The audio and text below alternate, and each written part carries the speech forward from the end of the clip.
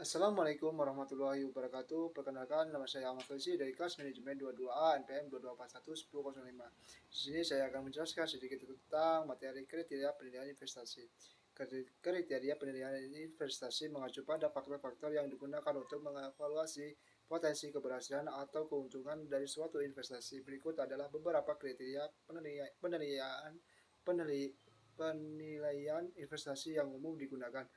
Yang pertama yaitu Return of Investment. ROI mengukur tingkat pengembalian investasi dalam bentuk persentase, yaitu perbandingan antara keuntungan bersih yang diperoleh dari investasi dengan jumlah modal yang diinvestasikan. Semakin tinggi ROI, semakin menguntungkan investasi tersebut. Risk Management.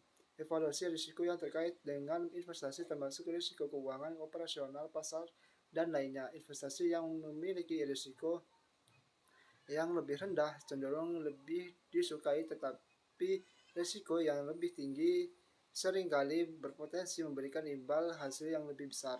Yang ketiga yaitu time horizon, menentukan periode waktu yang diharapkan untuk mencapai hasil investasi yang diinginkan. Beberapa investasi mungkin memiliki horizon waktu pendek, sementara yang lain memerlukan kesabaran untuk hasil jangka panjang. Selanjutnya yaitu pentingnya memahami sumber dana. Yang pertama, memastikan kestabilan keuangan. Memahami sumber dana membantu dalam menjaga kestabilan keuangan perusahaan sehingga dapat menghadirkan risiko finansial. Yang kedua, persiapan untuk berekspansi. Mengetahui sumber dana secara detail membantu perusahaan dalam merencanakan dan melaksanakan ekspansi bisnis dengan lebih efektif. Yang ketiga, memperkuat pengambilan keputusan.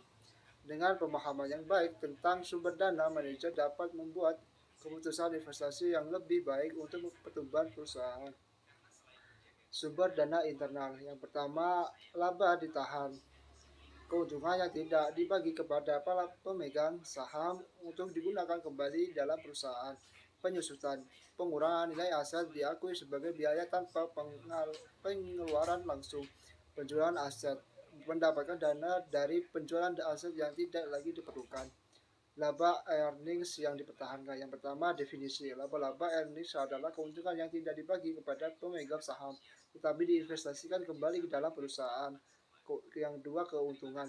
Meningkatkan sumber dana internal, memperkuat posisi keuangan perusahaan dan mengurangi ketergantungan pada sumber dana eksternal.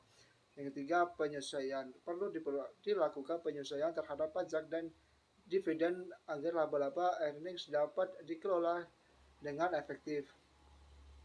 Selanjutnya yaitu depresiasi. Yang pertama, pengurangan nilai aset secara sistematis setiap periode akuntansi, membantu menutupi pengeluaran penggantian aset tetap di masa depan.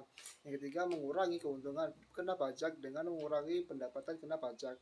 Selanjutnya yaitu penjualan aset. Yang pertama, di mana digunakan. Aset tidak lagi diperlukan untuk operasi bisnis. Tujuan untuk memperoleh sumber dana tambahan. Proses penjualan aset tak terpakai atau tidak produktif.